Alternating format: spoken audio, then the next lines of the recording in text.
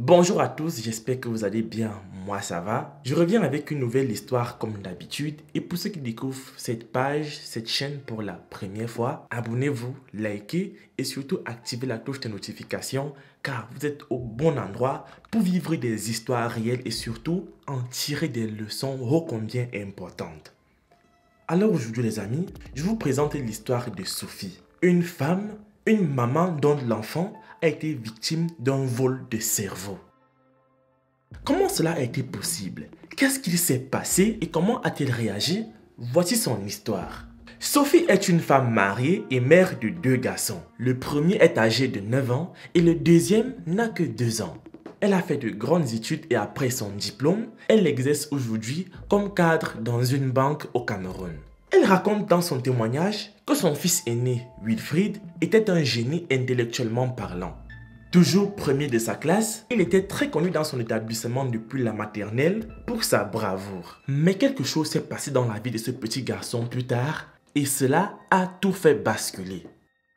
Pendant les grandes vacances de l'année 2020-2021, Wilfried, contrairement aux autres enfants de son âge, n'a pas du tout passé son temps à jouer ou alors à aider la grand-mère au village. Non, pas du tout. Il a passé 2 mois à faire des cours de vacances, des cours qui allaient lui permettre d'être mieux préparé à la nouvelle année qui allait commencer.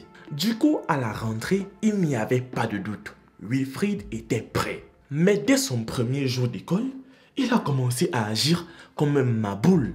Sa mère, ses camarades de classe, ses enseignants ne comprenaient rien à ce qui lui arrivait. Il avait du mal à écrire son nom, la date, bref, des choses primaires et tellement simples. C'est alors que la directrice, elle aussi choquée par ce qu'il se passait, a convoqué Sophie dans son bureau pour en savoir plus sur ce qu'il s'est passé avec Wilfried pendant les vacances.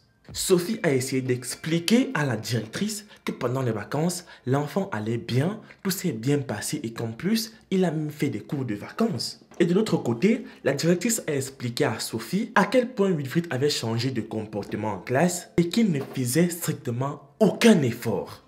De retour donc à la maison, Sophie a essayé de vérifier si ce que la directrice disait était vrai. Et sur des simples questions du genre 1 plus 1, 1 plus 2, je vous assure les amis, il n'a rien trouvé. J'ai compris qu'il y avait un problème et aujourd'hui, je suis allé regarder ce qu'il se passait chez un mystique et ce que j'ai vu a dépassé mon entendement. En effet, je suis allé voir un papa Bassa chez qui on m'a indiqué. Il a tapé le Gambie et m'a donné le nom d'une femme, puis m'a dit que c'est elle qui est à l'origine de mes problèmes et que je dois urgemment la chercher. Ah, ça ne pouvait pas manquer. Et là, les choses sérieuses commencent à commencer. On aime bien ça. De retour chez elle, Sophie tape alors le nom de la femme en question sur Facebook. Et là, elle découvre en fait qu'elles sont amies depuis fort longtemps. La femme en question commentait ses publications et likait ses photos. Donc à partir de là, ne sachant pas comment l'aborder et la confronter directement, Sophie a donc eu une idée. Un gars m'a dit de taper son nom dans des groupes de vente et c'est là où je découvre qu'elle vend des mèches. Je me suis alors fait passer pour une cliente. Je l'appelle et je lui demande une livraison. Elle a voulu m'envoyer son livreur, mais je lui ai dit non, que je voulais la rencontrer en personne car je voulais revendre et que je voulais acheter en grande quantité. Alors elle m'a donné un rendez-vous et je lui ai dit que je serais là dans 1 heure, puis elle m'a dit d'accord. Je suis allé m'apprêter et j'ai pensé qu'il me fallait un moyen de pression. Je suis allé voir un ami bien costaud. Je l'ai supplié de m'accompagner et nous sommes partis.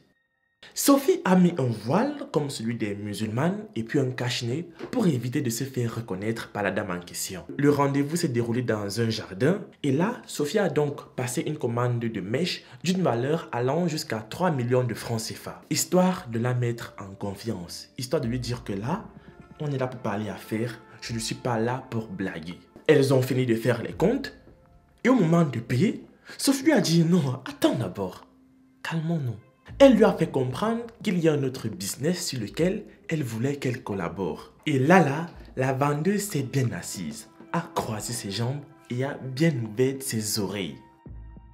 Je lui ai dit que je suis au courant par quelqu'un du milieu qu'elle fait le trafic des cerveaux et je suis propriétaire d'un groupe scolaire, je peux lui fournir autant d'enfants qu'elle souhaite, à la condition que j'ai mon pourcentage. Elle a commencé à faire comme si elle veut s'énerver, genre elle ne sait pas de quoi je parle, que si on m'a envoyé, que je retourne.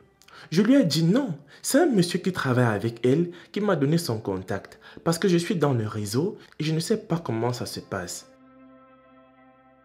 Alors, elle s'est assise, elle m'a demandé à quelle fréquence je pouvais fournir. Je lui ai dit, même 20 par semaine. Elle m'a dit ok. Elle a donc commencé à m'expliquer qu'elle travaille juste avec les photos et les noms ou prénoms des enfants et le tour est joué. Très bien, madame.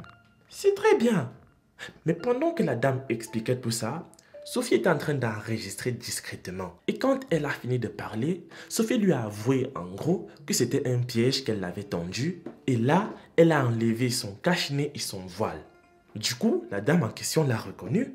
Et comme elle l'a reconnue, elle a commencé à paniquer. Mais Sophie lui a dit de se calmer, qu'elle était au courant de ce qu'elle avait fait à son garçon, Wilfried, et que tout ce qu'elle voulait, c'était qu'elle restitue ce qu'elle a volé à son fils. Sur le coup, la dame en question a appelé son vigile, mais l'ami costaud que Sophie avait amené l'a très vite maîtrisé. Et Sophie l'a avoué en fait qu'elle a enregistré toute la conversation et qu'elle allait lui porter plainte si jamais elle ne rendait pas son cerveau à son fils. Elle a dit qu'elle va m'amener là où le travail a été fait. Nous sommes montés dans ma voiture et elle nous a conduits au fond de PK15 dans une brousse. On arrive, il y avait une cabane. On gare. On entre et c'était une sorte de temple avec les bougies partout et des os. C'était terrifiant. On entre dans une pièce, je vois les photos des enfants dans un cercle, les enfants de tout âge. Elle m'a demandé de regarder et de dire quand on tombera sur le mien. Alors, elle a commencé à fouiller. Malheureusement, on n'a pas trouvé la photo de mon fils.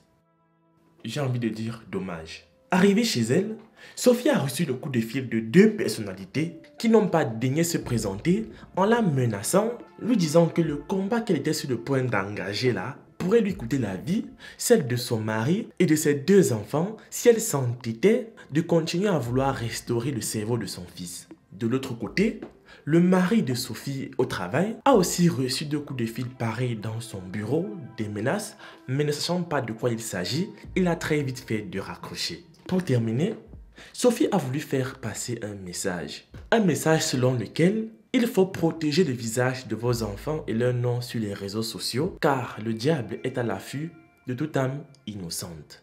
Jusqu'aujourd'hui, elle continue son combat pour essayer de restituer le cerveau de son fils et on croise les doigts en espérant qu'un jour, elle va parvenir à ses fins. Les amis, c'est la fin de cette vidéo. Laissez un like, laissez un commentaire, partagez. Moi, je vous aime et on se retrouve dans la prochaine vidéo.